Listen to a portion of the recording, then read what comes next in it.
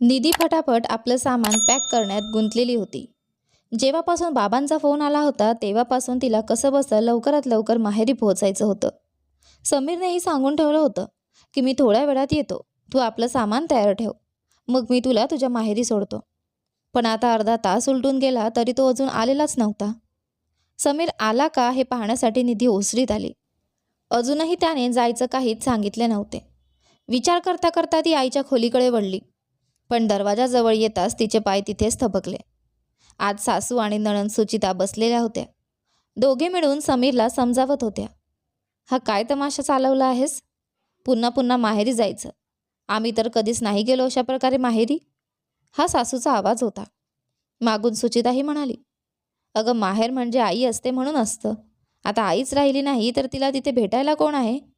हे ऐकून समीर थोडा चिडून म्हणाला, सुचिता विचार करून बोल. निधी तुझी वहिनी आहे आणि वयानेही मोठी आहे तुझ्यापेक्षा. तिच्यावर काय ओरडतोस?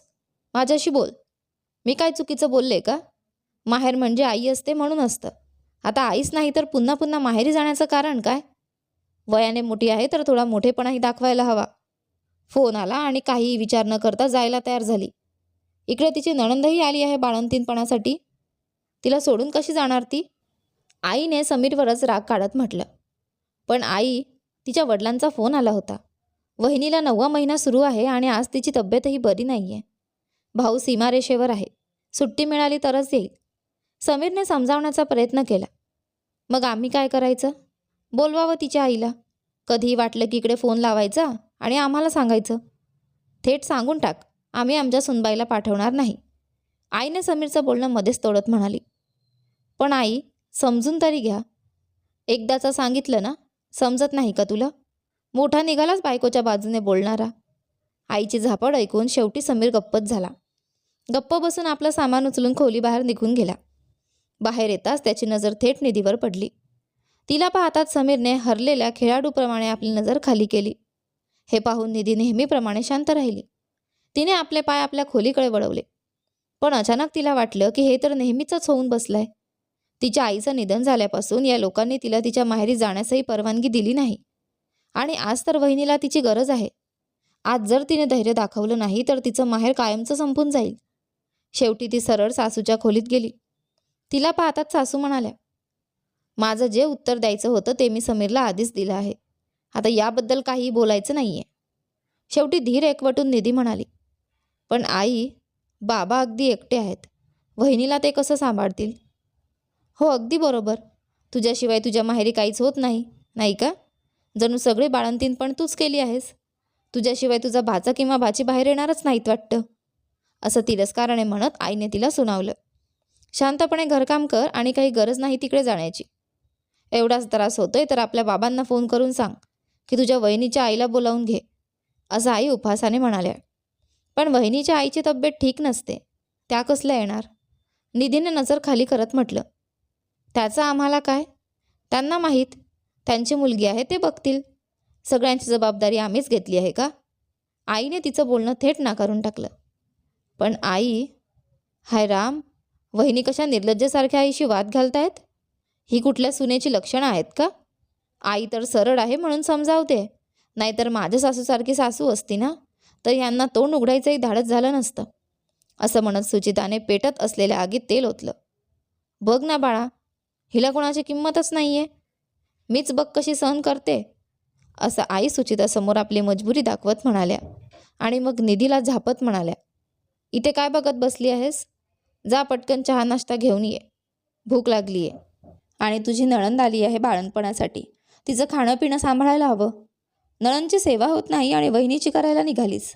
शेवटी मन मारून निधी स्वयंपाकघरात गेली आणि चहा नाश्त्याची तयारी सुरू झाली. तेवढ्यात तिचा मोबाईल वाजला. ती धावत खोलीत मोबाईल घ्यायला गेली. पाहिलं तर बाबांचा फोन होता. तिने पटकन उचलला.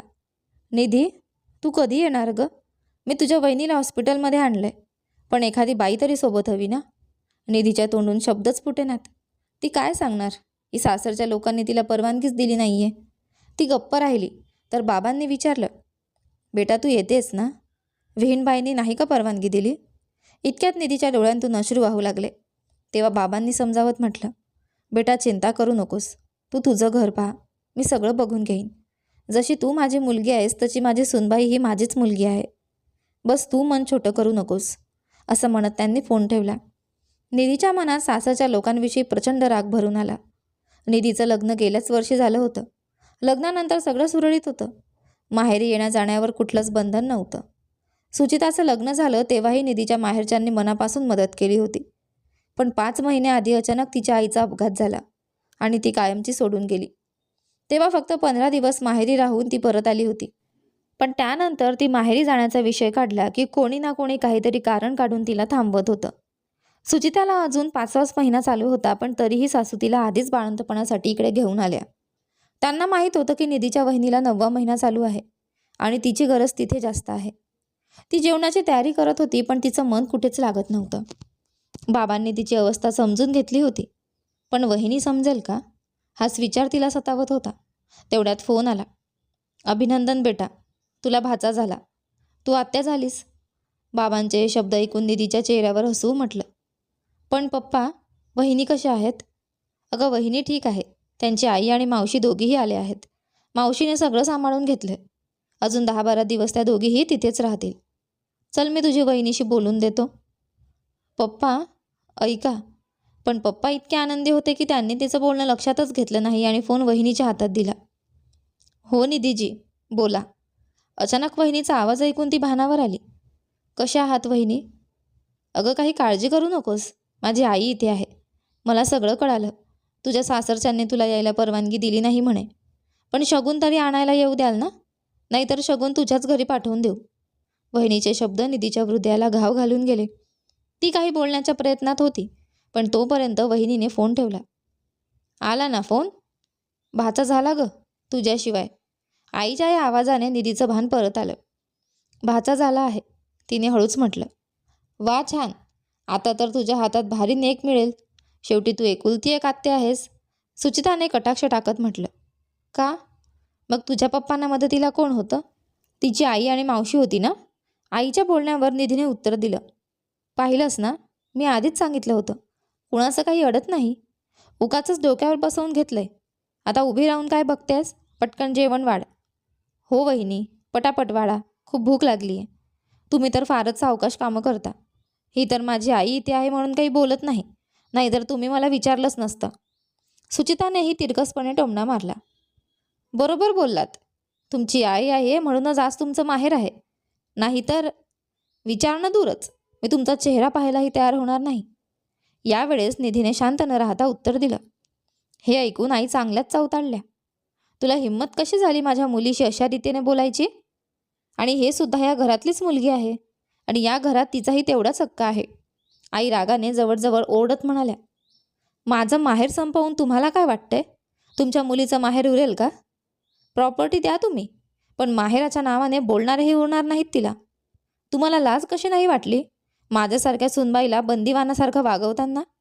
निधीने रडत रडत म्हणत तगडा सवाल केला. तूच म्हणाली होतीस ना, माहेर म्हणजे आई असते.